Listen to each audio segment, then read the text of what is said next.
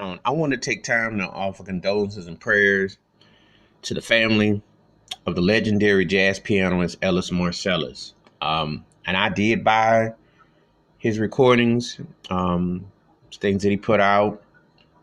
He was a very instrumental musician, not only within his family and not only in New Orleans, but beyond that. Like Harry Connick Jr. got a lot off of him. When you see careers, and I'm gonna start with DeFonso, and then I'm gonna work my way to Branford Marsalis and then to Wynton. You see careers. You see that his sons had careers. Often than not, parents in the music bestow a pass a gift of discipline, and you hear about Joseph Jackson with the Jacksons, and Matthew Knowles and Destiny's Child, and Beyonce, and Usher's mother, and so on. And you hear about different African Americans in the form of creativity and stealing that and pushing the child. And even if you want to say with Larry Graham's the uncle of Drake.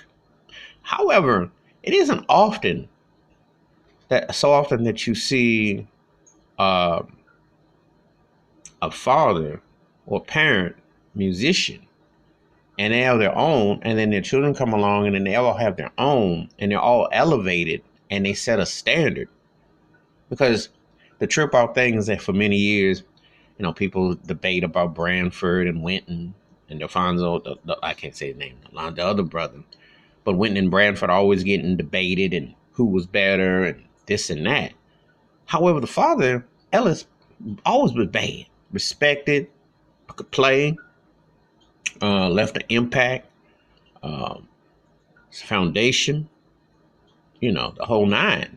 And he was making records and people was feeling it. And so it's a really mind-blowing thing when I talk about the Marsalis musical dynasty and how impactful it has truly been and what it has meant to a lot of people who just sit and listen to the music.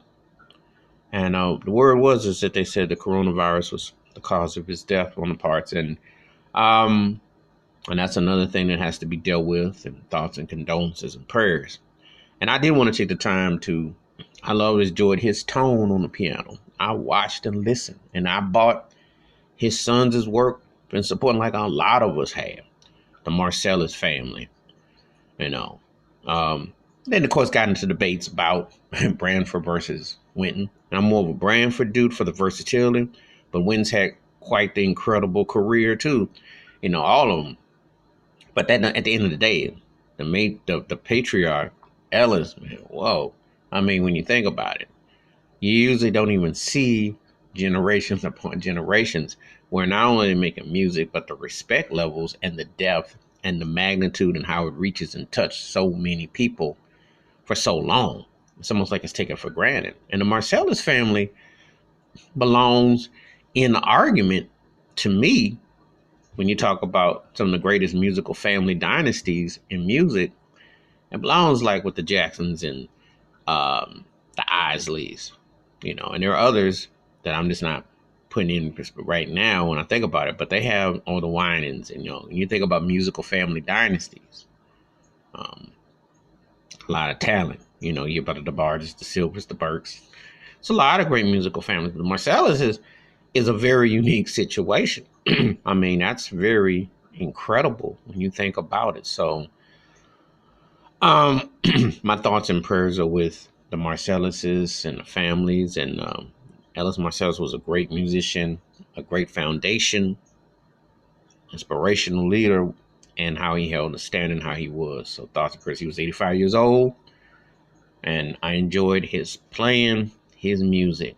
Rest in peace. And I would tell people to go and listen to the whole family.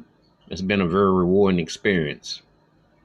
And they have carved their own place in New Orleans and beyond. Much respect. So give me your thoughts, your likes, your takes about Ellis Marsalis' great career. Wash your hands, keep your mind clear, watch out for one another, and take a time to reflect, see how the family works, and also how music touches so many lives. Rest in peace to Ellis Marsalis. Peace.